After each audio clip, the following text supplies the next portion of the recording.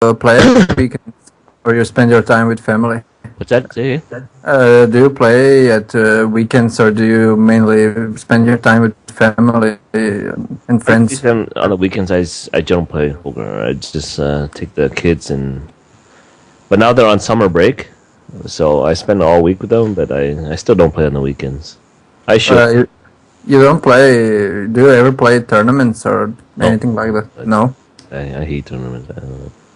Okay. I think the way I play is like I don't. I'm so used to playing short-handed that I only play like 6 max tournaments. Yeah. They rarely ever go, but I mean, I don't like playing the $20, $30 ones, right?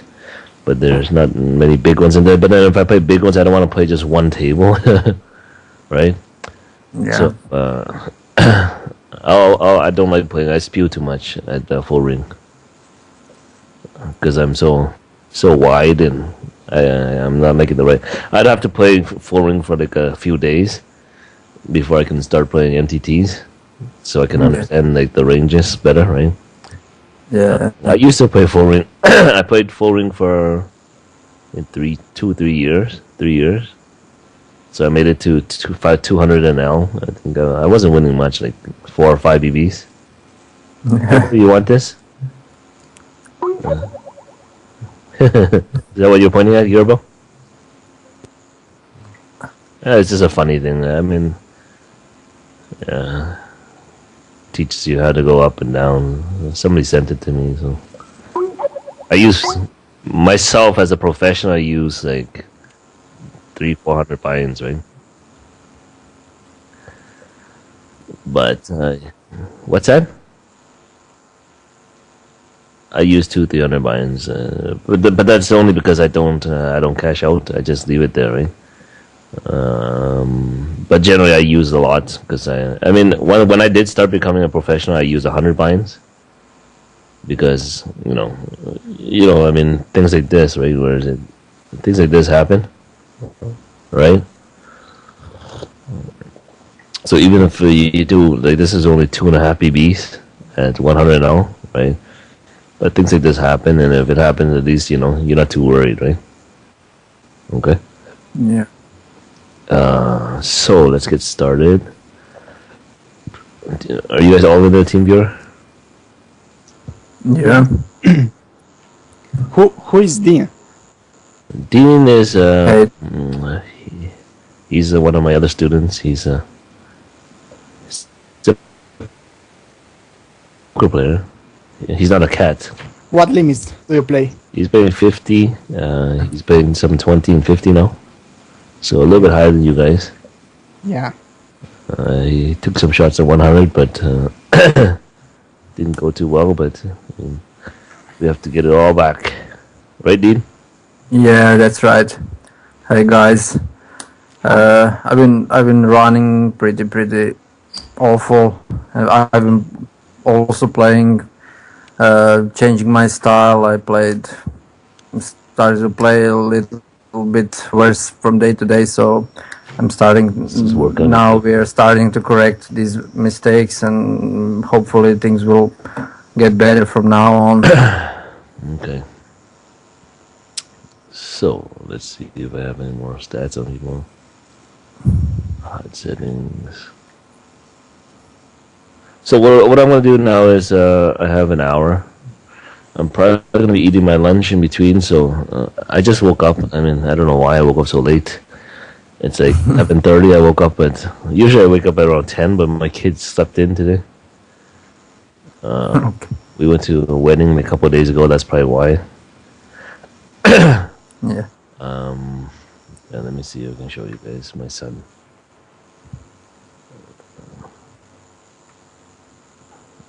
We went to a wedding, and the DJ was my friend. Okay. His son just kept going up there requesting songs. And then he was requesting songs, but then he was jumping on the dance floor by himself and dancing.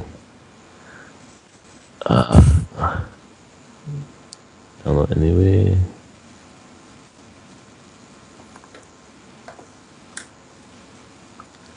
Okay, I'll show it to you guys later what it said. Okay, so what we're gonna do today is just pretty much I'm gonna go. You guys know the HUD now, right? I hope Yeah. pretty well. Yeah. Yeah. Dean, if you say no, I'm gonna cut you off this conversation. No, sorry. Yeah, I'm familiar with that. Sorry. No, I'm saying if you say no, I'm gonna cut you off this conversation. Okay. Okay. Never talk to you again. Okay. Hold on a second. So it's just so you guys can laugh. That's my son there.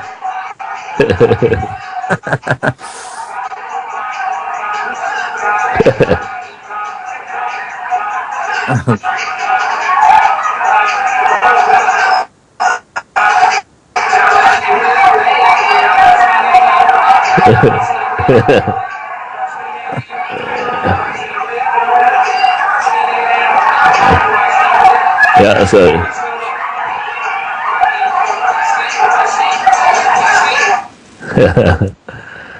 Okay. so that's what I do. Well, that's what I do on my weekends. I spend time with him and my daughter. Okay. And that's a hilarious video. Okay, so yeah, so what I'm gonna do today is go over numbers so that you guys are aware. You guys will have a better idea now. Once I tell you something, you guys will have a better idea, okay? Okay. Settings. Did you guys all update to Windows 10? No. I guess. Oh, cool. You get a lot of stuff that doesn't work. Yeah. What's your overall satisfaction with new Windows? I don't know, same, but I mean, just some stuff are not working properly. Like, where is it? Because one of my students is having a problem, and I tried to install one of the, what's it called, Patty Power on iPoker, and it wouldn't let us log in. Hold on a second.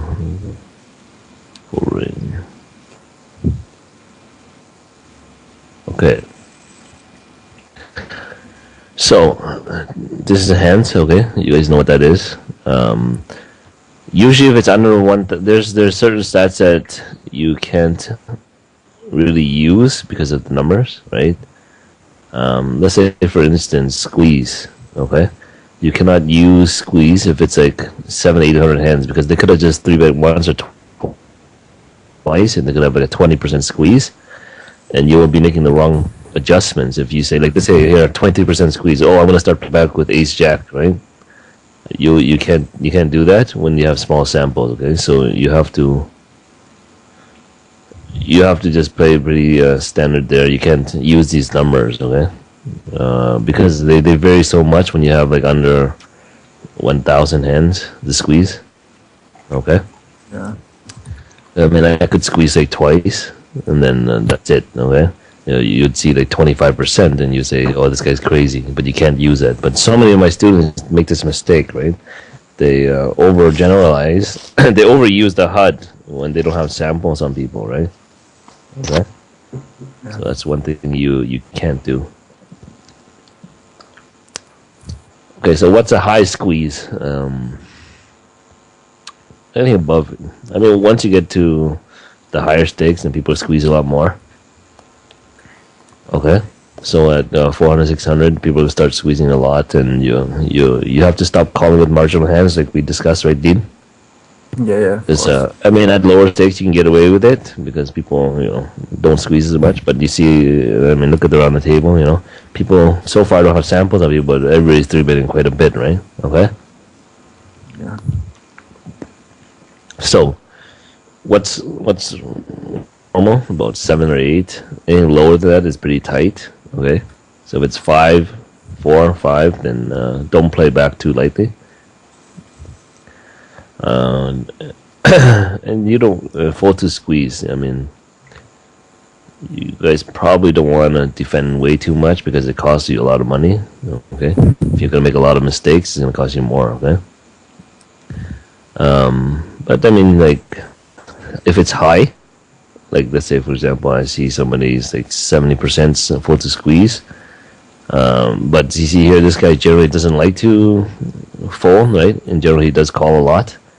But when you squeeze him, he folds a lot, which means when the pot's bigger, he doesn't like to defend. But when you 3-bet into 8 or 9 BBs, he doesn't mind calling. So then in that spot, then you should be more inclined to squeeze, okay? So if you see 70%, I mean, a lot of marginal hands I would call with, like let's say King 10 suited, I would start squeezing instead. Because you're going to be out of position and it's going to be, or even if you're in position, it's going to make you more money and get more folds, okay? Went to showdown.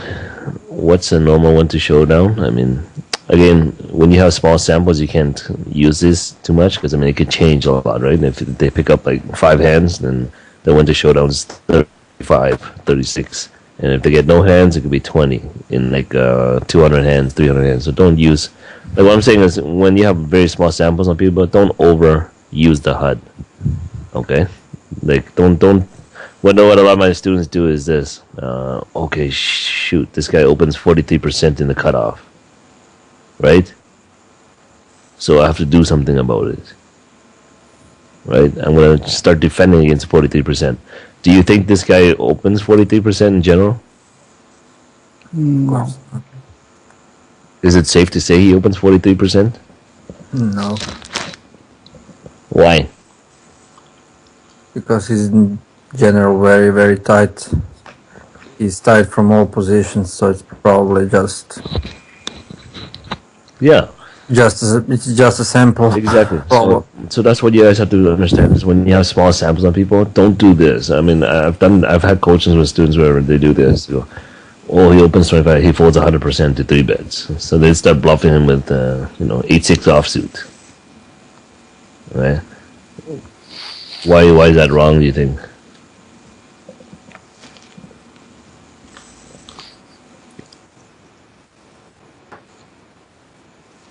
No, not just that, but I mean, think about it. Look at his overall play. Does he fold 100%? No, You really think he opens 58% here and never folds, but he opens 25 here and he folds 100%? Okay. But a lot of my students make this adjustment by they're like they follow the HUD so much that they're blinded by they just look at cutoff for the cutoff, and then that's what they're looking at because they've been taught to do that. They've been taught that this is the HUD that you should use, and they're using this to the extreme almost, right? And you can't. You have to look at their overall play and then come to a conclusion, right? So here, what I see is okay. He doesn't like to fold in general. Maybe in that 2 times that he was 3-bet here, he folded, right? Fold to 3-bet in the cutoff. Look, 1 out of 1. You see that? So if you guys are going to do that, you guys are going to make a lot of mistakes. You're thinking he's folding, now you're 3-betting with 8-3 offsuit or 8-6 offsuit. Okay? And then he calls, and then you're stuck with 8 high. Okay? So don't get too stuck into these numbers when there's small samples, because I mean, like I said, here it changes a lot. Don't look at numbers.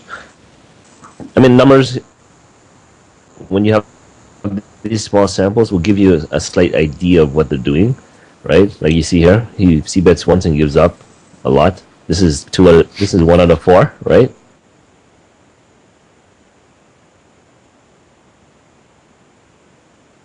%, right? You guys know that, right? Yeah. Okay. So that you can use this as a sample. He's never bluffed turn. Is it safe to say that he didn't? He never bluff. He rarely bluffs turns.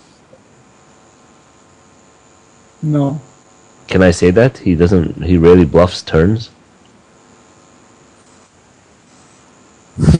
No. Is it a safe assumption to think that he doesn't bluff turns very often?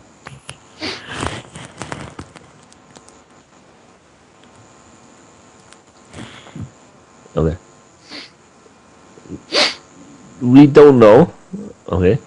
But you have to think, if he's only c-bet 1 out of 4 times, do you think he bluffs? Is it safer to say that he only bets value on the turn, or is it safer to say that we don't know?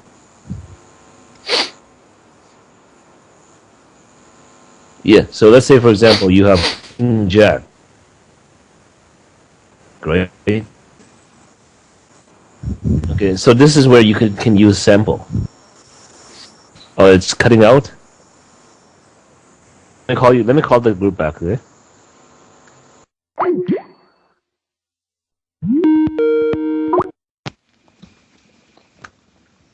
Yeah.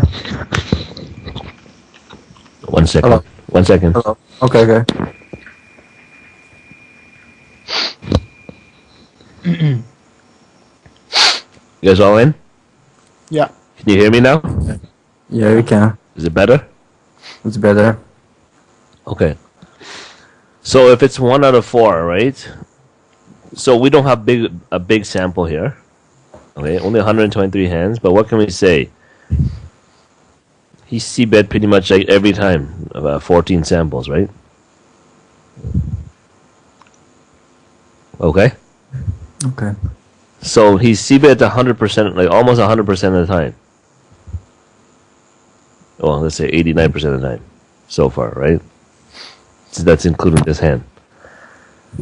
Okay? If he c-bet 100% of the time, and then of the 4 times that he's went to the turn, he's only bet 1 out of 4 times. Can we actually say that he doesn't like to bluff a lot on turns? As an assumption? Yes. Yeah. Okay, so if you have, let's say, King 10. Let's say we call King 10 suited, right? And the flop was King 6-2, okay? So he bets the flop. So we call, standard, right? Okay. And the turn is, I don't know, 10. No, not 10. 9.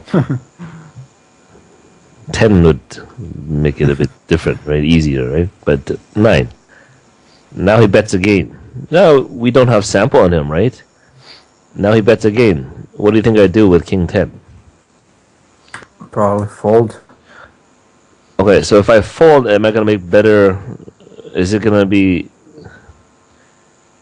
It's not going to be easy to fold, but I mean, if I fold here, I mean, what am I doing? I'm exploiting him for not barreling turn as bluffs very often, right? So we're going to assume, okay, well, 9 of diamonds is different because it brings in more draws, so I would say something like 9 of hearts, okay? If it's 9 diamonds, then I call one more time just because he's at the button, right? Okay. But I mean, even if it's a 9 of diamonds and he bets again, you can even fold it still, okay? You know what I mean? Because you're not going to make that many mistakes if you fold there. Do you agree? Yeah. Okay. Yeah. Because we don't know what he has, but I mean, in the cases that he does, let's say it is 9 of diamonds, okay? So he only bets with hands like this, right? Like aces, kings, sixes, threes. King 6, king 9, king 3. All of king 6, king queen, king jack, ace king,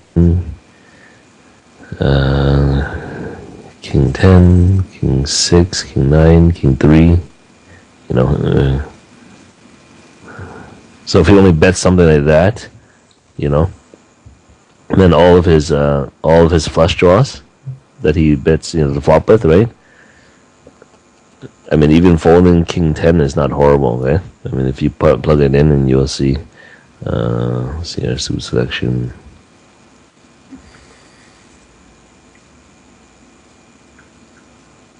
Yeah, he'll bet that, but let's say he bets only the combo draws. Nope. Queen 10.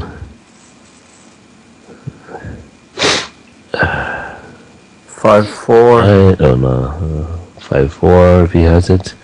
Yeah, some low common Almost maybe 5-6 of diamonds, 6-7 of diamonds, 6-8 of diamonds, 5-7-5 of diamonds, something like that. Okay. Yeah. Maybe 7-8 of diamonds. Yeah. Or 9-7. No. Okay. So just diamonds. And he's gonna bet that. Okay. Yeah. Good nines. Okay. So now even you put king 10 here, you evaluate it. So I mean, even there's not a horrible, if he only bets that, which is a lot of bluffs, I mean, you're still not doing great, right? But more often than not, you guys will call one more time with king 10, right? Yeah. Yeah. And I fold king 10 here against him. And am I gonna make a horrible mistake? Let's say one time he gets crazy, he starts betting ace 2 of hearts, right? I mean, if you throw in a couple of those, you're still not doing that great. So you bet off just folding, right? Okay. If he barrels this much, and they're going like 100, 100, 100, I don't know if he caught 10 hands in a row. It's possible, right? It's possible he had aces 10 times, kings and aces 10 times, right? Yeah, it is possible. But I mean, if I make an assumption, I call that if I call with ace jack and I flop a jack XX, and he bets call, that's an assumption I have to make, right? Because of the hands I have on him, right? And I'm just gonna call down. And if he shows up with aces kings again, I go, oh, lucky bastard, right? Okay. But that's what you do when you generalize with hands. You can't overgeneralize with small samples. But I mean, what you can use with small samples is give you an idea of what people are doing. Like let's say, for example, here, this guy folds 80% to C bets, right? So I'm going to assume he folds that much. Or not that much, but he probably folds quite a lot, right? And then I'm going to bluff into him more. Okay? So that's what you do with small samples. So 1-2 showdown, I don't use that too much, but what's a good 1-2 showdown number to have? Between 26 to 30. Okay? Anything lower than 26 means you can bluff them easier. Okay? But again, like I said, in small samples like this, we can't use like sample size too much, okay? What happens is you have to just assume like this guy's a reg that goes to showdown 25-26%. Okay, and this guy's a fish, so who knows? Okay, this guy's a fish too, but we have to make assumptions. Okay, but the lower it is, the better it is to bluff. Okay, if it's 20% and you get to a river, and then you can bluff a lot. Get them to fold a lot of hands because they will if they have a 20% went to showdown. Okay, so what's a good number to have for yourself is 26 to 30. Okay, if it's over 30, don't bluff them. Okay, like if you see this 33%, don't bluff them. It's because they're to call the guys that are over 30. They're not really scared money. Okay, you guys got it? Yeah. So if you're like throwing a suicidal bluff that you think you have to, and you see somebody with 35% went to showdown, you probably better just check fold, right? Okay. One went soft flop. Okay. So this is probably something you guys never used, right? Sorry. Okay. Let me take a bite out of my sandwich. What kind of sandwich do you eat? Tuna sandwich. Oh yeah, great. Okay. Want to show what one went soft flop. What does that mean?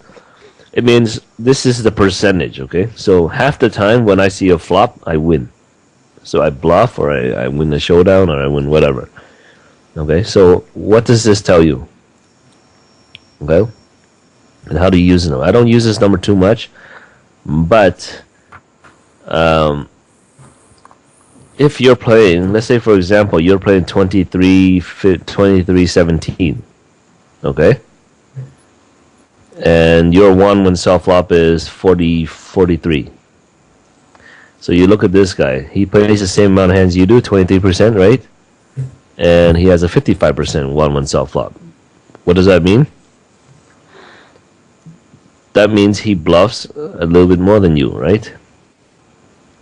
So he does bluff. I mean, if you play and your 1-1 soft flop is 43, and you play 23%, let me write it down. So you have a better idea. Okay, so if I'm playing 23-20, right? And my 1-1 soft flop is 43, right? Which is some guys are, this is standard at the micro stakes, okay? So 43 1-1 soft flop. So how do I know? If I usually use this number when I get to a spot that's very close, okay? So let's say on the river, we go, oh, this is such a sick spot, right? This guy here, 23% VPIP. He plays 23% of his hands, and he wins 55% of the time. So now you're in a spot where it's like, okay, we're not sure if he can bluff or not. But now it's a very close spot. You know, you have top pair with a good kicker, and then he check raises you, or whatnot. And then we can use this as slight of an idea how much he bluffs, right? I mean, if you win when you see a flop 43% of the time, but you bluff not too much, but you bluff a very little, but you bluff some, and it's a spot where there's such a good chance he has a lot of busted draws, okay? But you're not sure whether to call on that, and you see 55. What does that mean? He wins 12% more than you when he sees a flop, right?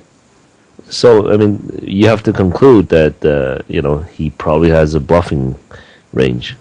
You know, this 12% is probably his bluffing range. So you can make a better decision when it, but I mean, only use this when you come to a close spot, okay? So when I get to a close spot, say for example this guy, 26-22. I mean, that's a good sample on him, right? So 26-22, right? He plays more hands than this guy down here, who's playing 23-15, right?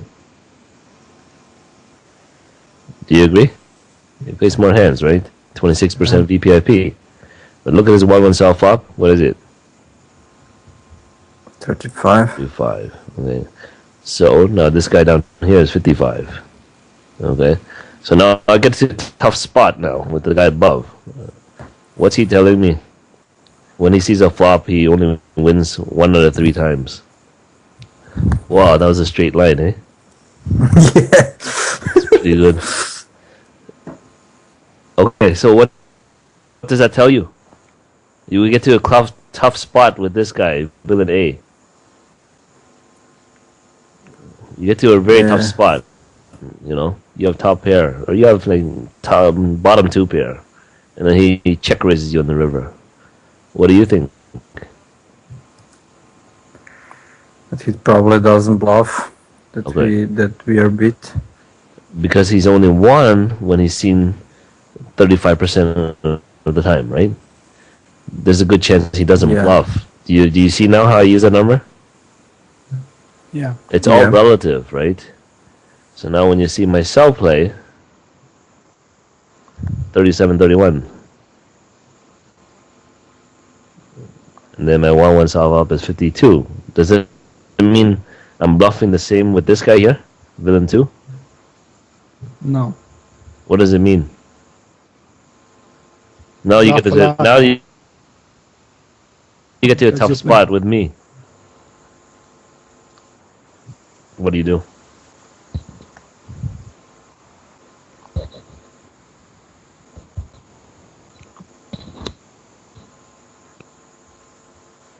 Ovi, you're playing against me here, right? And then you got the tough spot. What do you do now? River, you bet I raise. I'm calling because you're bluffing a lot. Exactly. Right? So, Am I bluffing a little bit more than this guy here? A lot more. A lot more, because I'm playing almost 37% of my hands. He's playing 23, right? So I'm playing more than 50% more hands than them. 60% more hands than him. Yeah. So if I was playing 23, my one self up would be like 95, right? I would win every flop if I play tight, right? Okay, that's how you have to think about it. You have to relate it into terms of how many hands the person plays, okay? So if you see a guy 16-12, and then his one self up is 55, 56, well, this guy bluffs so much, right? Right? No. Okay, so now you guys understand how the number works. Okay? You guys gonna be able to use this some spots now. Okay? It's something you guys never used before, but I mean, do you see how it can help you in some spots? Now that you understand what one self flop, I mean, it's not something that you don't understand what one self flop means. So when they see a flop and how many times they win, but do you understand how to use the number now? Slightly. Yeah. Okay, so you get to a 6 spot, and we can kind of, if it's under 40, I'm gonna make assumptions that they don't bluff. Okay. You guys got that? If it's if it's 40, this guy, but he's playing 60% of his hands, and you cannot say he doesn't bluff. You guys understand that now? Dean? Yeah. Do you see? Yeah, I can see it. So you can't say this guy doesn't bluff because he has a low 1-1 self flop. It's just this guy sees way too many flops. Okay? Yeah. So if you understand this, you're gonna start appreciating my abilities, my game. Okay? To play 37 and then actually win. Okay? It's hard. Okay? Yeah. You have to do very timely bluffs, and you have to bluff because you have to play with different. I play with different ranges than you guys do, right? So I understand my range, so I bluff in different spots that you guys bluff, okay? Or you guys should be bluffing, because I'm bluffing boards that are crazy to bluff, like 6-6-2. I'm bluffing those boards because why am I bluffing those boards? Because you can have very a lot of success in my range, right? Yeah. Okay. So you have to understand that before you start playing with me. So I don't have people sweat me too often, because the last time I actually did it, well, no, I've done it but I've tightened up every time I sweated somebody at 50 or 100 or 25. Like, tightening up means play like 28, 22, right? But the reason why last time I let somebody sweat me like this, played in my normal style, he went and played after and lost 7 buy-ins next session. It's funny, right? But he didn't find it very funny because he was playing 100 and 0 and he lost $700. So it was a mistake for me to let them sweat me, right? Okay, because I get in a lot of spots where I'm bluffing, and you guys see it and you try to copy the same bluffs, but it doesn't work. But I bluff because of a certain reason, right? Okay. So, you guys got that? Yeah. Yeah. Can you repeat that again? I didn't hear you. Can you repeat that? Oh, let him watch me. When somebody watches somebody else play, that's what it means by sweat. Okay. So if I'm playing and you're watching through TeamViewer, you're sweating me. Okay. Good. I like that you asked that question, because if you don't understand something, like I said from the beginning, ask. Okay? If you don't ask, you'll never know. There's no such thing as a bad question. There's gonna be some dumb questions, but I'll let you know it's dumb. Okay. I'm kidding. 5 bet. Okay. Um, you have to look at this when you're three betting someone, because if somebody's three bet five betting a lot, like let's say for example this guy so far, every time he's three bet he's jammed. Okay, in that sample, 200 hands. He's five bet. I think he's here. One other one.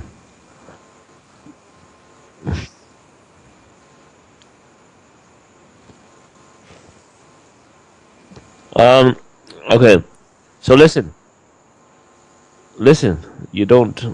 Here's the problem. You see what your problem was? You just told me he likes to five bet bluff, right? So why would you expand your four bet calling four bet calling? Four bet calling range. It's too much of a high variance, right? Because even if he has, Jack 10 Jack, he still has 40% equity. You know what I mean? Yeah. I mean, you should call it if he's got that wide. You should. It depends on his three betting too, right? If it's 6% and then you adjust by four betting calling wider, then you're making wrong adjustments because he's only three betting value. You know what I mean? So this is how the numbers work together. It's like you can't, like if I three bet jam you, I'm gonna have a lot of bluffs, right? Even though it's not 5 out of 5. Why is there a lot of bluffs? Because I'm three betting right here in this sample 14%, right? But I mean, if he's three betting you a lot, you have to make either tighten up your range when he's in the blinds or whatever, or three bet or raise and call, and then don't. I mean, so many guys do that to me, right? They're under the gun, okay? They have ace jack and then they four bet call ace jack, but I'm never shipping, less than ace king. I'm always calling, right? Do you know what I mean? I'm only shipping in that spot the nuts. So, the wrong adjustment you made was you're expanding your four bet calling range, but you're better off calling with those marginal hands, and then four bet a hand like ace king, ace queen against that guy, and call it off. Jacks up. I mean, that way if he's bluffing, you're gonna have him crushed, right? You know what I mean? Yeah. And if he is jamming a lot, you probably don't want to bluff him too much either, right? Probably don't bluff him at all, right? If you see 5 out of 5.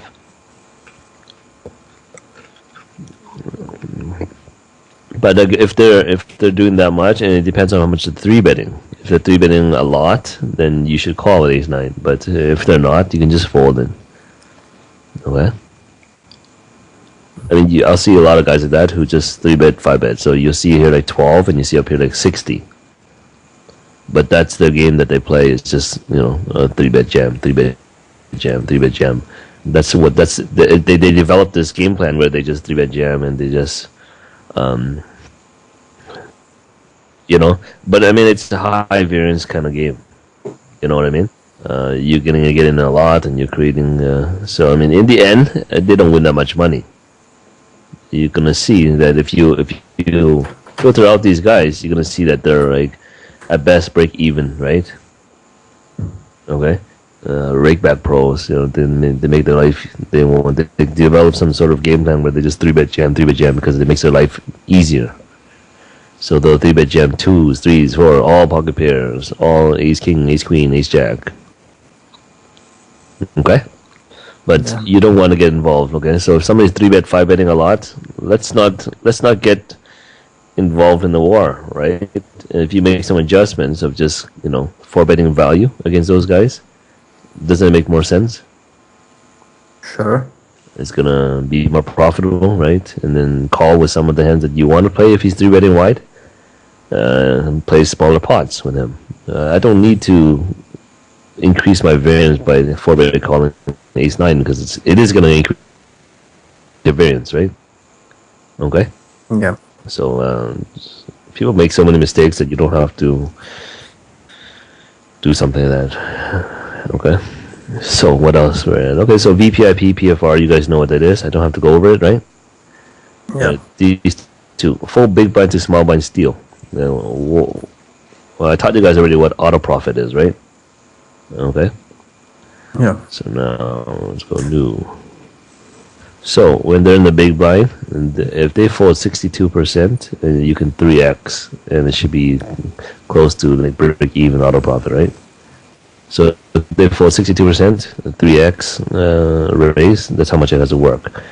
And I think if you go 2.5x, 2.5x, it only has to work like 57% of the time. Or is it 57 point something? Okay. And then if you min raise, it only has to work 50% of the time. Okay. So this is stealing from the small blind, okay? Again, this guy folds a lot. Okay. So if I see somebody over 80%, I'm gonna go min raise. Okay, why is that? Because the guy who has over 80% doesn't care what you're doing. If he doesn't have a hand, he's folding it, right? And if he has a hand, he's calling it. But that guy that folds 80% doesn't really care that you're exploiting him. Unfortunately, right? Well, fortunately, they don't care. But if you see 80%, you should always min raise, okay?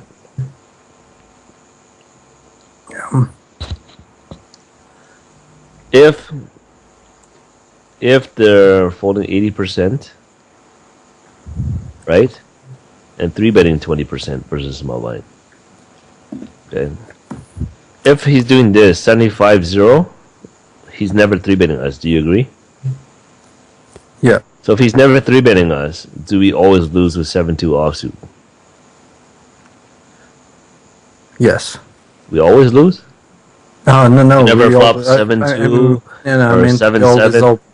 We always open. We always. So we against this guy, you should always open any 2 cards. Okay. Listen, this is having somebody this at 400L. You're pretty lucky because 400L people start defending a lot better. Okay. Yeah. At your stakes, people are going to be pretty bad at defending. So against this guy, somebody like this, you have to open any 2 cards. You got that? Yeah.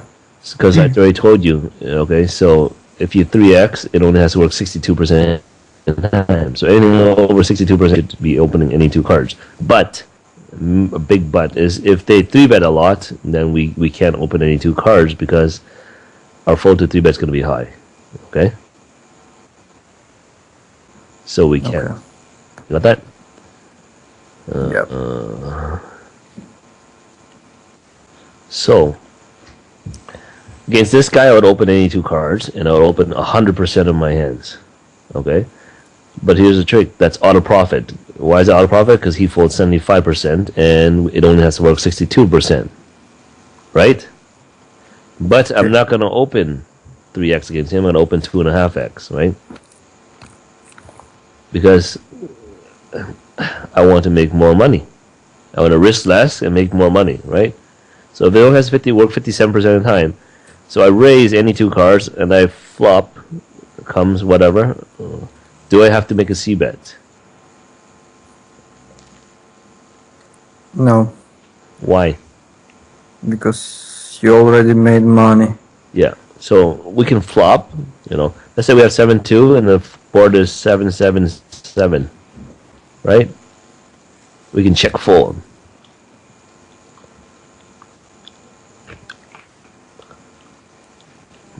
I don't want you to do it and then post a hand history and say, look what I did.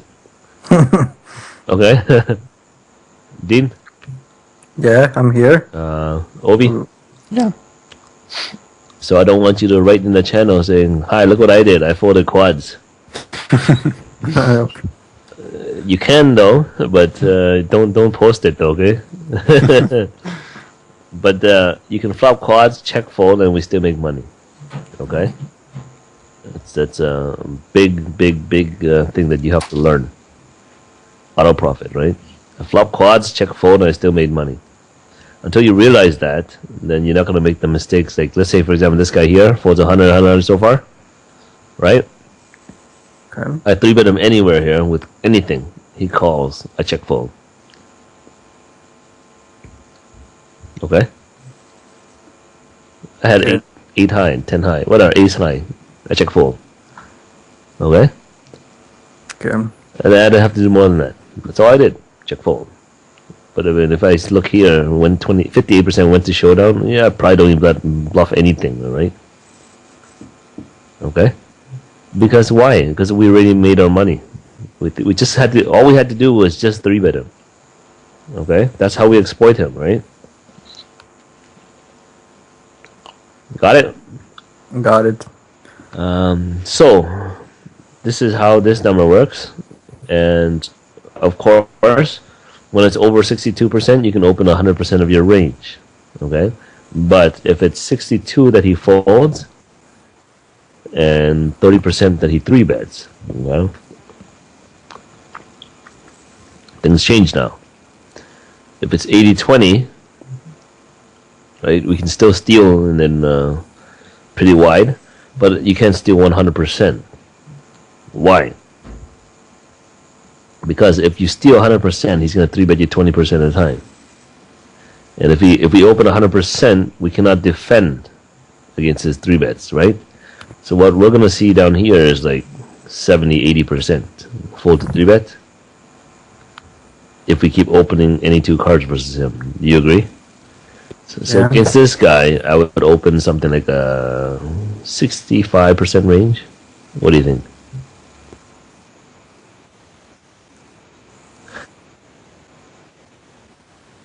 Yeah, because I mean, if it's auto profit already, and I'll raise any 2 cards, yeah, it's going to be auto profit. I'm not going to lie to you, right? But what happens to our fold to 3-bet is going to be 75%. Okay, so if we auto profit from this guy, and then the next guy comes around and sees us have this, right? What's the next guy gonna do? Going to exploit us. It's going to 3-bet us. Yeah, he's gonna 3-bet you. So it's sort of like, you know, you're bullying this guy. You think you're so strong, right? And the next guy comes along, you know, he shoves you over or beats you up or whatever because, you know, you. So what happened to the auto profit that we made here? We lost it. We lost it to this guy. To the another guy, yeah. You see what I mean? So then what was the point? Okay. There was no point then. We didn't make money then. Because we had a hard time defending against the 20% 3-bet. Okay? So, like, for example, if this guy's doing this, what should we do? You know? We can't open any 2 cards anymore. But what kind of range do you open? You can't open 65 either. Right? So about 40%, 40 or 35. I mean, if you're uncomfortable playing out of position, I would even go 30%. You know, 35%. I mean, this 30 means a lot, right? Because I mean, like I said, I don't want to have my 4 to 3-bet to be so high. I need to have a number that's respectable, right? But yeah, but if you open any 2 cards versus him, you're not going to make any money. Okay? Even though it's auto profit. Yeah. Got that, guys? Yeah, we got it. So, the first thing we look at when we open the small blind, how much they fold to steal. Oh, this guy folds a lot. But, does he 3-bet? He doesn't 3-bet. So what do I do? Any 2 cards here, right? This guy here, folds 67. What did I teach you guys? Is it auto profit? Yeah. I open any. Wait, do we open any 2 cards? He doesn't 3-bet. So you know, even if I have 7-2, I'm gonna win the pot some of the time, right? I'm not gonna lose every single time. Sometimes flop is 7-5-3. You know, and I bet he calls. Turn I bet he folds or whatever, right? Or I check call, and I win the pot sometimes.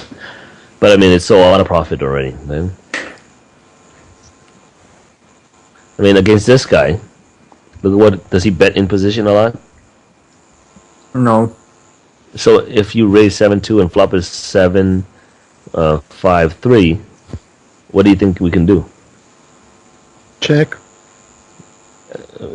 Okay, One saying bet, one saying check, which is fine. But I mean, this is how you learn, right?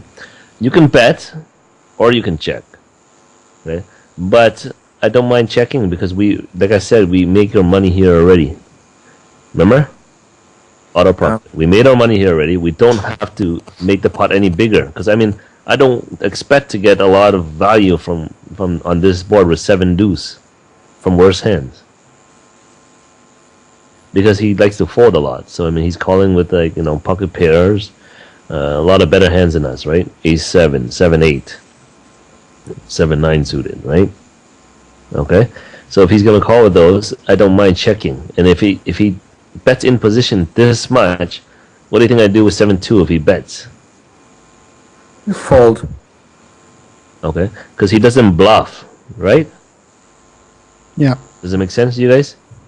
Sure. Yes. If he only bets 1 out of 5 times somebody's checked to him, he's betted. What makes you think he's bluffing? He's a passive fish, right? Sure. You guys got that? Yeah. Yes. Makes sense, right? Okay. Okay. I have one question. Why don't you use aggression factor? You can add it on. I don't because I mean I look at the their C betting. I look at their and I determine like what their real aggression is, right? I mean here like you don't. Can you tell me how aggressive he is on turns, right?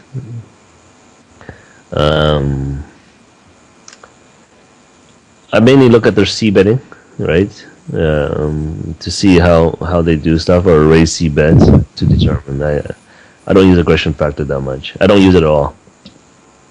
Okay, I'll just look at the range, see how much they bet, and then go from there. But I mean, like I said, if you want to add aggression factor, you can. Okay. Okay. Yeah. I mean, they don't. I'm not gonna stop anyone from using any. I personally don't use it, but some people do. But I don't know. I've never used aggression factor. I look at the board, and then I'll determine whether if it's a board that hits their range or not. And if it's not doesn't hit their range, and then they're aggressive, and then I'll bluff catch, right? So I'll use hand reading to determine whether the aggression is, if it makes sense or not, and then I'll decide whether bluff catch or rebluff or whatever. But I don't use aggression too much. Okay, I use just hand reading and determining whether if I can call or not profitably. Okay, so 3-bet versus hero and 3-bet overall. Why is that important? Okay, it's important because you want to see how people 3-bet you, and we can make better adjustments, right? Based on what people are doing at the table. So let's say, for example, this guy in this sample so far has 3-bet me 0 times out of, how many times? 0 out of 9. I mean, I don't know. Maybe he just never got a hand, right? But if he starts 3-betting me, I'm going to make some slight adjustments. Like, yeah, he probably doesn't like something he sees in my HUD or how I played that he doesn't. He thinks I'm a fish, a whale, that goes to showdown a lot, that he doesn't like to bluff, right?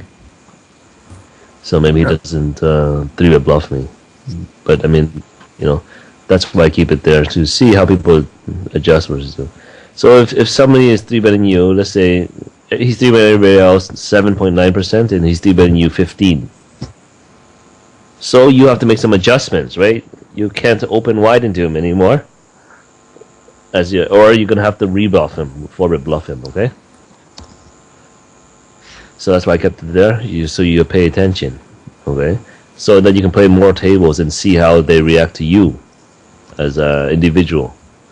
If they 3-bet you a lot, open your eyes, right? If they're doing this 0 and everybody else 7.9, that should open your eyes too, right? When he 3-bets you, Okay, I look at that first before I look at down here how much they 3-bet in position, out of position. Okay,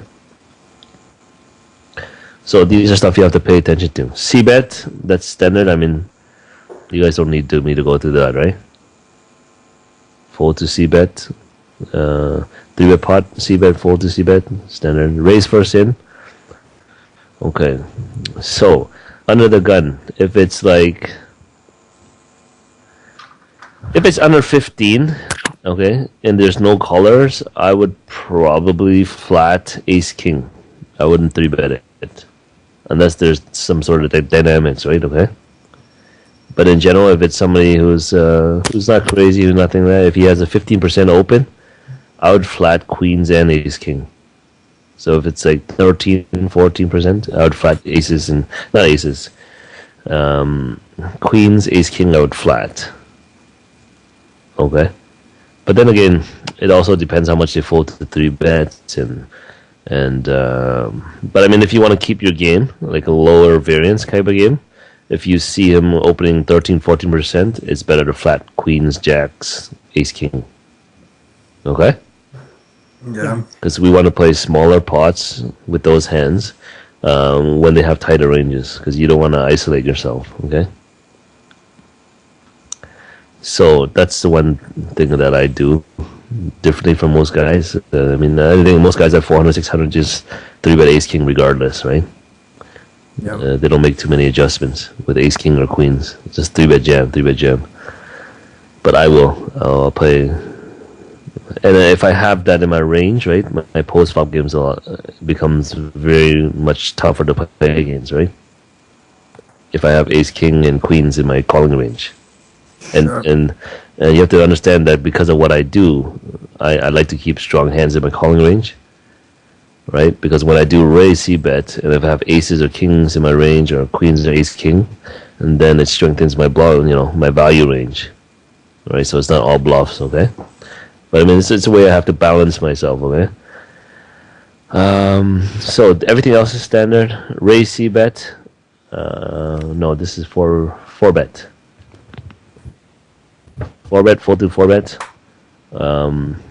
What's the number I like to keep for 4-betting percentage? About 12%. Okay. Why do I like it to keep it low? I mean, this is a sample size, but I don't 4-bet this much. It's usually about 10 to 12%. Okay. Why do I like it to keep it low? Okay, it's because of this. If you're playing with somebody, okay, let me ask. Let's see here. Gerbo. You there? Okay, Bonkor. If you're playing against someone, right, and opens at a button, would you prefer a guy that 4-bets or fold when you 3-bet him, or a guy that calls? Like, every time you 3-bet him, he calls. And one guy, every time you 3-bet him, he 4-bets. Who would you prefer to play against?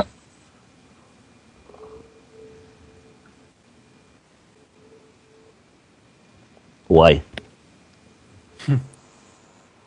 It's easier. Right? You have a value hand, or you want to bluff, you ship it. The guy calls, what does he do? Yeah, so you bet the flop with ace king and on a 6-5-2 board. He calls. You've been in this situation before, right? Yeah. Then turn comes blank, another deuce. What happens then? You have no idea what to do. Whether check, call, or bet, right? So the guy that calls makes your life miserable, right? Yeah. So we want to be that guy that makes it miserable for you. We don't want to be, just 4-bet folding, 4-bet folding, 4-bet folding, or 4-bet calling. It's makes it too easy for people. So so when they see me, playing 37, 31, 50, and then never fold to 3-bet and keeps calling, it drives them nuts, right? It drives them nuts, especially me. It drives them nuts. But then there's not much they can do, so they just think I'm a fish, right? But then, I'm always in position, and I call, I float, and then I do all sorts of stuff, and then they just have no idea what to do, But if I 4-bet ace 2, and then he jams ace king, and it's like, oh, whatever, right? I have to fold. Not much I can do. But if I call with ace 2 and the board is 3, 5, X, then he bets and I call. And I put him in tough situations, right? Okay. Yeah. So that's why I keep it low. Okay, fold to 4-bet. I mean, the higher it is, the more you should be bluffing, right? So if I see somebody like this right now in 150 hands, he's folded once or twice already to 4-bets. I'm gonna forward bluff him when he's wide. So where is he wide? Look down here. You see in the small blind? What do you think? What do you think I'm gonna do here if I'm at the button or cutoff and he 3-bets in the small blind? If I see just these stats here, I'm gonna widen my 4-bet bluffing range, right? Yeah. Okay. Do you guys see? So far, he's folded 1 or 2 times out of. We can look here. 4 to 4-bet. Nope. 4 to 4-bet 2 out of 2 times, right? So if he is in the small blind, what do you think he's gonna do if I bluff him? If he has ace jack, king queen, king jack, He'll fold. you fold, right? Yeah. This guy with 3-bet pocket 2s in fold, pocket 4s in fold, pocket 5s in fold, because he's developed. Okay, so these two numbers here, 3-bet in the small blind and 3-bet in the big blind versus steal, are what I use to. I don't use it very much, but I use it just to see if people have developed a 3-bet or fold strategy in the small blind. That's the only thing I use it for. Okay. Does this guy tell you he does that? Yeah. Does he say that I only 3-bet or fold the small blind, I never call? That's pretty much what he's telling me, right? Yeah. Or this guy here. Also. So I mean, if we are gonna 4-bet bluff, shouldn't we be using this spot that he's widest to bluff him? Sure. Does it make sense to you? Yeah. Do you see now how much sense it makes? Right. So in that spot, if I'm under the gun and I have ace 2 and he 3-bets in the small blind, ace 2 suited, I'm gonna 4-bet, right? With the blocker to the aces. Okay. And it should be very plus EV because this guy, if he's not playing back in other spots, he's probably not playing back at under the gun either, right? Is it? If I'm under the gun and I have ace 2, I raise under the gun and he's in the small blind. He's in the small blind, he 3-bets 22%, right? So he 3. No, I understand, but I mean, if I'm going to play the hand at all, ace 2, I'm going to fold, I'm going to 4-bet it as a bluff. Okay? But, yeah, I mean, his range here is 0-0-0, so I wouldn't bluff. But, I mean, if it's a normal, like, standardized, like me, right? But all he does is 3-bet or fold the small blind, and then I'm going to take ace 2 and I'm going to rebluff it, okay? If I see this sample. But, I mean, even in this sample, he doesn't bluff so far. If I'm going to play ace 2, I'm still going to 3-bet bluff it, right? 4-bet bluff it. Because if you have ace 2 here, you're blocking aces, ace king, right? And if he doesn't play back very often, he might even 3-bet fold jacks, which is great with if we have ace 2, right? Okay. Yeah. And then we'll go from there. And then, like I said, if I 4-bet him, I can just check fold, right? I don't have to bluff, right? If he's folded 2 out of 2 times already, I don't have to bluff anymore. Keep my life simple, right? Okay. Okay. So here, 4-bet over a 4-bet range in the small button. No, this small. No, this is button and this is small blind, right? I'll go. These are just ranges. So I mean, if he has a 19.6% range, you have to go here. 19.6, right? 19.6. Oops.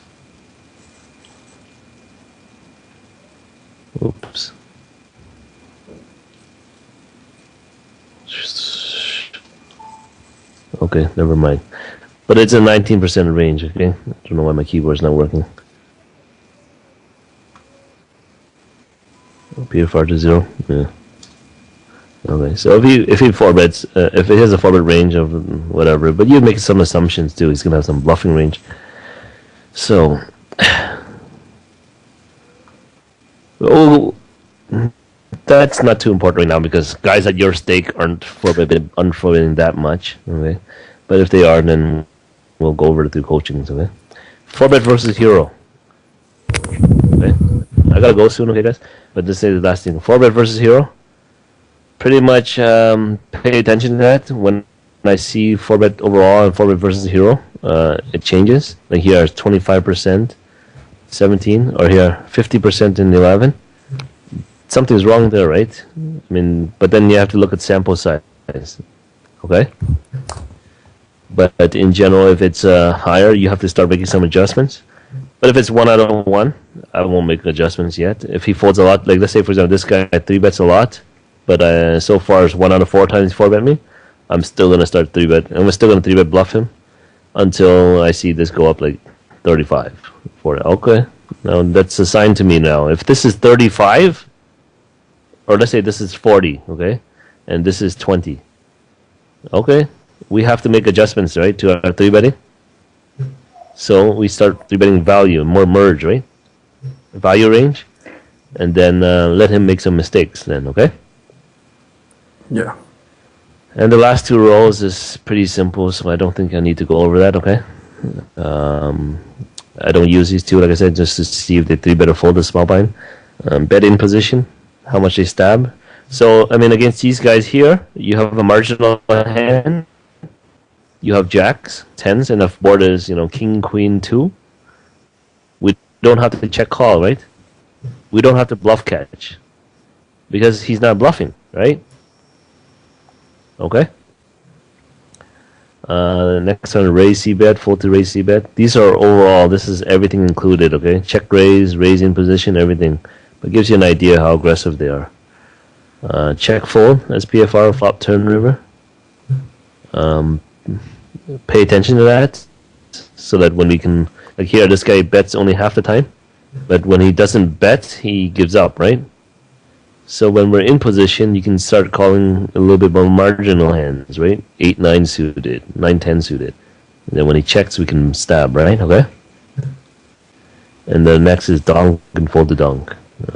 You won't see many guys donk, right? Regs, unless they're fish, right? But I will teach you guys in the future to donk. But that's a whole new coaching, right? Okay? Okay. Anyways, I have to go to another coaching. Busy coaching day today, as you guys can see. But hopefully that helps a bit. Okay? Sure. Sure. Have a great day, guys. Thank you. You also. See you soon. Thank you very much.